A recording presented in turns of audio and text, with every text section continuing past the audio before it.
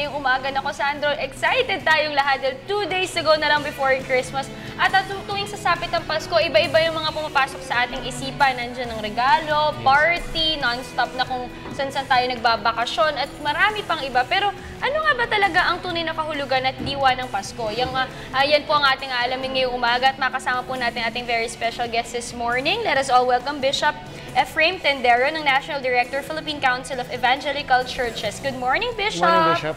Good morning, Diane. Good morning, Sandro. At nagpapasalamat ako na makasama niyo muli dito sa inyong programa para ating pag-usapan naman ngayon ang tungkol sa diwa ng Pasko. Yes. Dahil sa Pilipinas, napakahaba ng Pasko, pero paminsan nakakalimutan kung ano talaga ang buod, ano talaga ang diwa ng ating Yes, pagdiriwang. Bishop. Yan nga yung pinag-uusapan namin kanina ni Sandro kasi nga as early as 365 days to go. Nagbibilang na. Nagka-countdown na tayo mga Pinoy. Pero ano nga ba talaga ang diwa ng Pasko para po sa inyo? Well, sa akin, ang isang reflection ko ngayon ay dun sa Lucas Kapitulo 2, talatang 8 hanggang 20. Sapagkat dito, yung mga pastol ng tupa, sila yung unang-unang tumanggap ng pagbati ng maligayang Pasko. Dahil si Jesus, ay napansin natin na the first message, the first greeting, and the first announcement about the birth of Christ ay ibinigay doon sa mga nagbabantay, nagpapastol ng tupa. Now,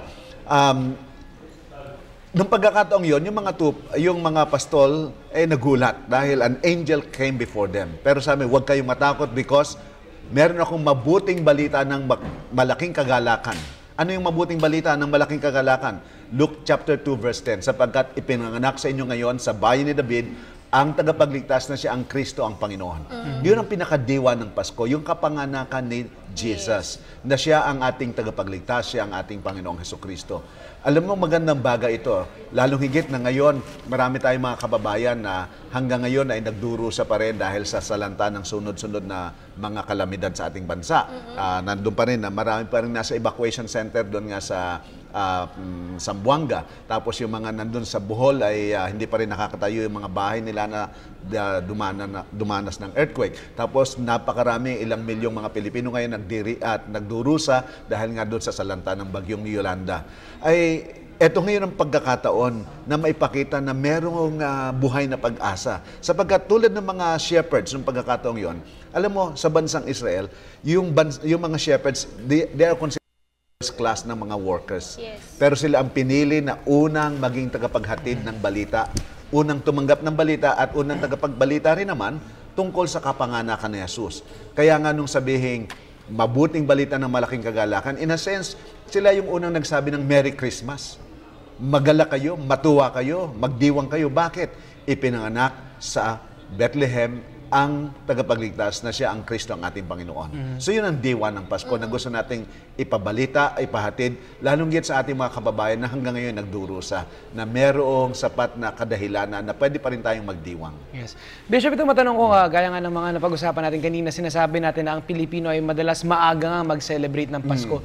Para po ma-celebrate siguro yung diwa ng Pasko, tingin niyo po, kailan po ba talaga ang tamang time at masyado po bang maaga mag-celebrate ng Pasko ang mga Pilipino? Well, ang ating mga kababayan, simula pag pumasok ng September, Start na po start yan na may mga Christmas songs. At napapansin naman natin sa mga sunod-sunod na taon, for 4 years, iba-ibang salanta naman ang dumarating sa ating bansa na pagdarating na ang magpapasko.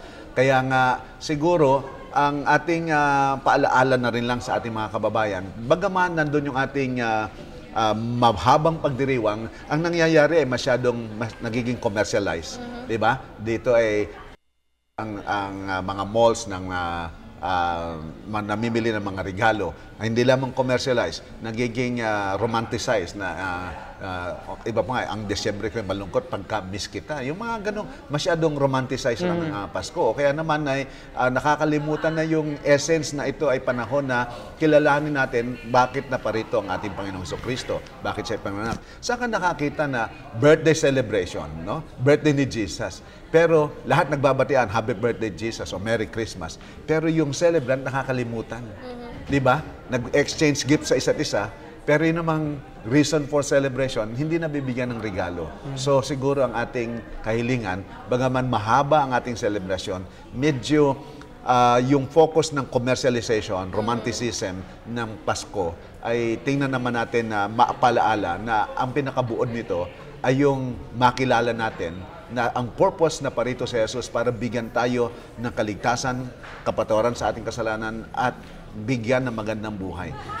Sige. Well, I strongly agree with you, Bishop, no? Kasi dito, wala naman kasi talagang masama kung gaano pa tayo kahaba mag-celebrate nito nga, kung papalapit na nga itong nga Pasko. Pero more of yung nakakaligtaan na ng mga tao, yung totoong diwa, more on na, like nung nasabi ko, Sandro, pa-Christmas party na kagad, puro regalo na yung nasa isip, bakasyon, nakakalimutan nila yung totoong essence at yung totoong kahulugan ng Pasko. Which is, eto nga, gusto natin din malaman, kung Bishop, kamusta yung Pasko noon at yung Pasko sa ngayon? Sa nakikita niyo ho?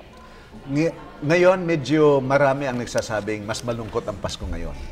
Kasi nga, yung nangyaring dilubyo ng Yolanda, apektado ang buong Pilipinas. Kasi yung bagyong Yolanda parang tinamaan yung buong tiyan ng Pilipinas. The belly of the... Kasi simula sa Samar hanggang doon sa Coron, talagang naapektuhan, tinamaan. Tapos, ang daming mga nandito sa Manila, nandito sa ibang lugar, na may mga kamag-anak nandun.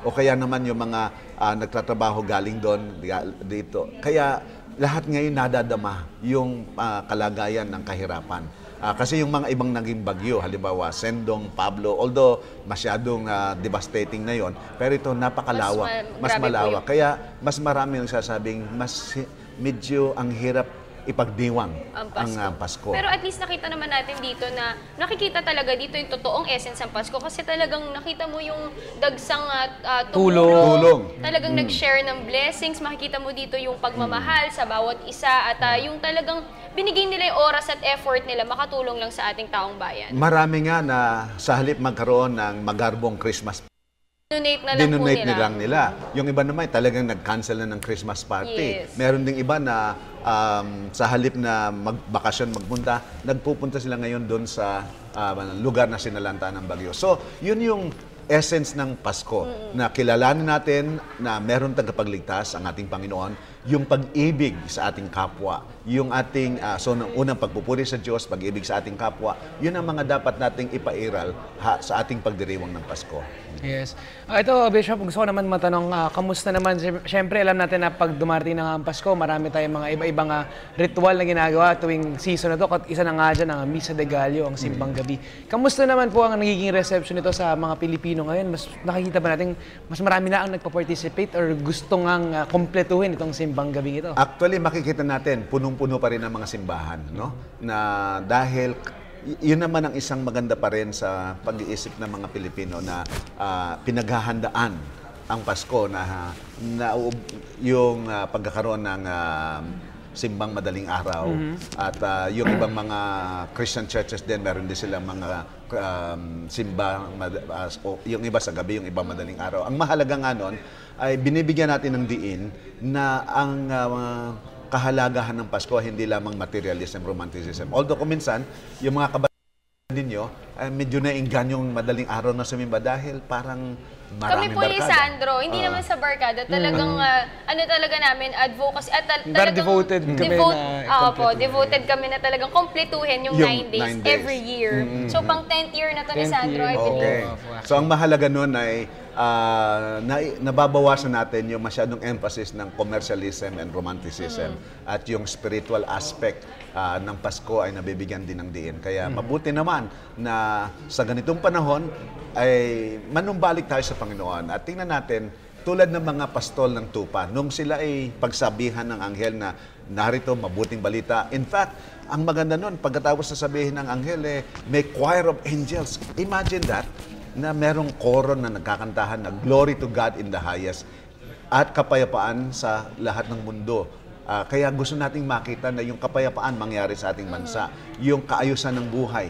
At ang ating Panginoong Jesucristo, pinanganak siya upang bigyan tayo ng buhay at kasaganaan ito. At sana po ay makita ng ating mga kababayan na sa ating pagkilala kay Jesus, sa ating pagpupugay sa Kanya, pagpapailalim sa Kanya, ay mararanasan natin kung ano ang kaligayahan ng Pasko. Pero Bishop, sa paanong at tamang paraan po ba ang dapat pag-celebrate ng Pasko?